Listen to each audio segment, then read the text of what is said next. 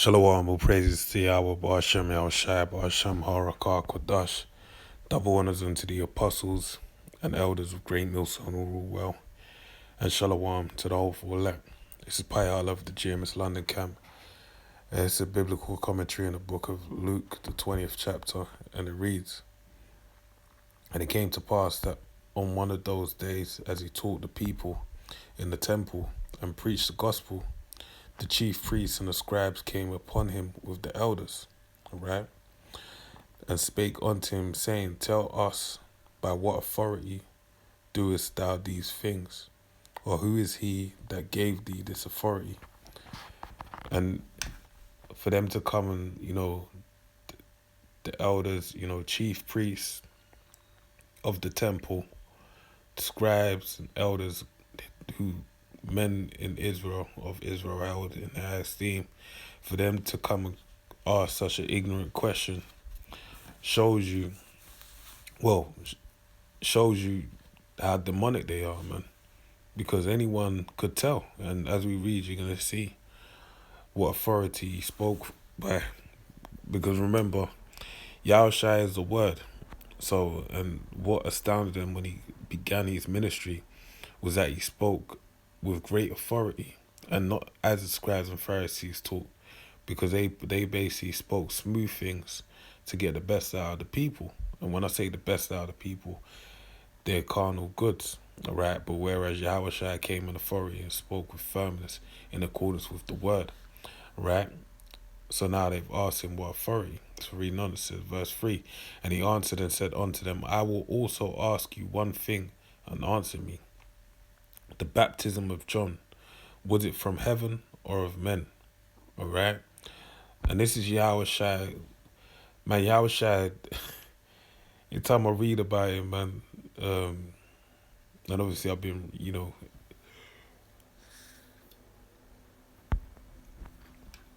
anytime you read about him, you can feel the authority in the words he's saying in these rebuttals to the things that they're saying to him. He answered them with a question, right? And this is the question. It says, verse 4, "The baptism of John, was it from heaven or of men?" All right?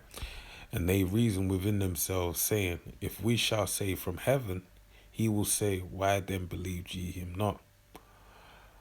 All right? And if we say of men, all the people stone us, for they be persuaded that John was a prophet. So the people that they have authority over, all right, who they minister, being spiritual leaders, all right, servants unto the nation, they would turn around and stone them if they said it was of men, all right. So that shows you that everyone understood where it came from. Verse 7, all right. They understood where it came from, all right. And they answered that they could not tell whence it was.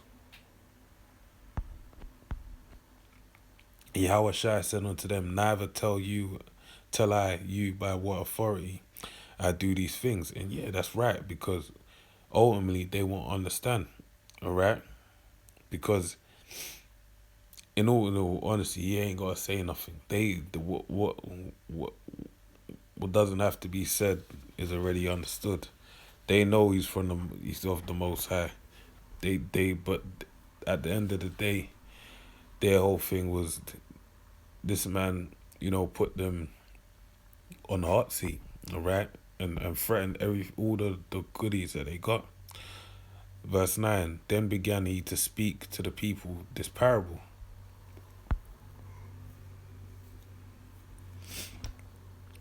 A certain man planted a vineyard and let it forth to husbandmen and went into a far country for a long time." All right, and this vineyard is talking about Israel, basically. All right, the husbandmen, the men that have control, being the rulers, all right, men of authority, all right. Verse 10, "And at the season he sent a servant to the husbandmen, that they should give him of the fruit of the vineyard.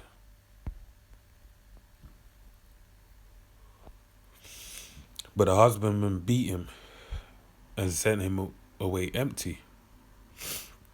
And again sent another servant, and they beat him also, and entreated him shamefully, and sent him away empty. All right, and these servants are like the prophets, all right, are basically the prophets. Because when the prophets come, what happened to them? Yahushua said it, man. He said that, O Jerusalem, Jerusalem, thou that killest the prophets, all right? So reading on, it says, and again he sent another servant, and they beat him also, and entreated him shamefully, and sent him away empty, all right? So, verse 12. Excuse me. Then sent, and again they sent, and again he sent a third, and they wounded him also and cast him out. Verse 13. Then said the Lord of the vineyard, what shall I do? I will send my beloved son, all right, which represents Yahushua. It may be that they will reverence him when they see him, all right? But when the husbandmen saw him, they reasoned among themselves, saying, this is the heir. Come, let us kill him, that the inheritance may be ours, all right? So they cast him out of their vineyard and killed him. What therefore shall the Lord of the vineyard do unto them? All right? And that being the Most High. All right? And the Lord is basically prophesying what's to come. All right? Verse 16, he shall come and destroy these husbandmen, and shall give them give the vineyard to others. And when they heard it, they said, God forbid. All right? Verse 17, and he beheld them and said, what is this then that is written? The stone which the builders rejected, the same is become the head of the corner. All right? Whosoever shall fall upon that stone shall be broken, but on whomsoever it shall fall, it will grind him to powder. And that was the point. He cut them because they said, God forbid, but they don't know that the position that they're holding is to be taken out by Yahushua, all right, the elect. They're just holding it to fulfill prophecy. All right? And it says, and the chief priests and the scribes, the same hour sought to lay hands on him. And they feared the people, all right? So they actually wanted to kill him. So, living up to every word that he prophesied, basically. So reading on, it says, for they perceived, verse 20, and they watched and sent forth spies, which should feign themselves just men, that they might take hold of his words, so that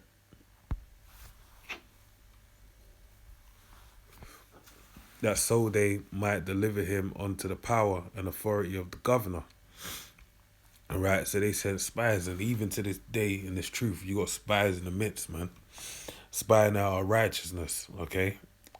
That have been sent forth from, it could be, different agencies that work in cahoots with the government, and they're basically in the midst, all right, of camps, all right? Building, looking like righteous men, got channels and videos and whatnot, but really they're reporting all the information back to whoever their said superiors are, all right, that are overlooking his faith, all right? So reading on, and I believe Paul spoke about that, spying out our dignity, escapes me right at this moment, but let me read on. Whoops. Yeah, let me read on. So it says, verse 21, and they say unto him, and they asked him, saying, Master, we know that thou sayest and teachest rightly, neither acceptest thou in the person of any, but teachest the way of the Most High truly. That's why he speaks with such authority, right? And that's why they even asked him who gave him this authority. Remember, they even said in the book of John, how does he know the writings having not been taught? Because all those that would have been taught, they have a circle, all right? So it says in verse 22, is it lawful for us to give tribute unto Caesar or no? All right, and they're trying to be slick. But he perceived their craftiness and said unto them, Why tempt ye me? Lord said, Why you tempt me, man? Verse 24, show me a penny. Whose image and subscription have it? They answered and said, Caesar's. Verse 25, and he said unto them, Render therefore unto Caesar the things which be Caesar's, and unto the Most High the things which be of the Most High. All right? So, and that's, the Lord spoke a deep saying. All right? And really, even now, we have the modern day Caesar, and the money, the faces of the money that we have today.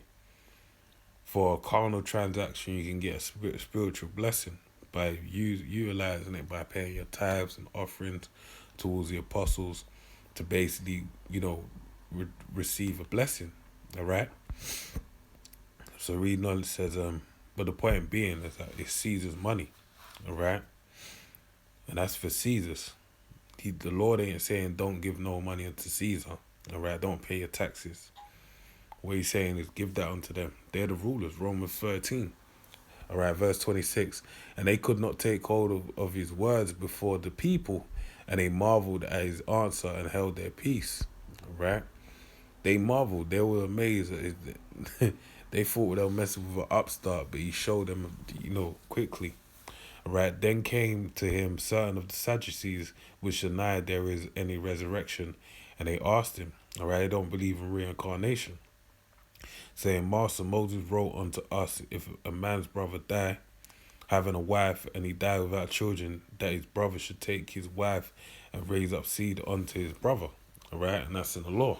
All right, if you had an elder brother that was married to a wife, and he passed, or any brother of a sort, and he hasn't left a son behind him, then basically what would happen is you would come along and then lay with your brother's former wife, the widow, and basically raise up seed, and it'll be named in accordance to his name. And that's why when we go into the book of Genesis, in the history, Judah's sons, the two that died, the one that didn't want to raise up seed and spill his seed on the floor, that was because he didn't want to raise up seed to his brother. All right. And that's why he got judged for that. So reading on, it says, verse 29, there were therefore 7 brethren, and the first took a wife and died without children, and the second took her to wife, and he died childless, and the third took her, and in like manner 7 also, and he left no children and died. All right. Last of all, the women died also. Therefore, in the resurrection, whose wife of them is she? For 7 had her to wife.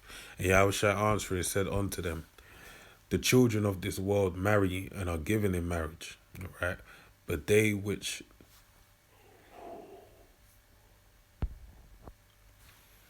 shall be accounted worthy to obtain that world, and the resurrection from dead, neither marry nor are given in marriage. Neither can they die any more, for they are equal unto the angels, and are children of the Most High, being the children of the resurrection.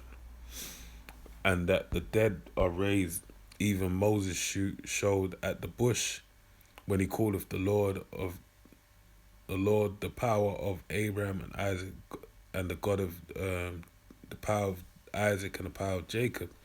He is not a power of dead, but of the living, for all live unto him. All right, and they're the powers of the living. That means that who? Abraham, Isaac, and Jacob, they're alive, all right? And that's why it's mentioned that they're going to be in the kingdom as well, all right?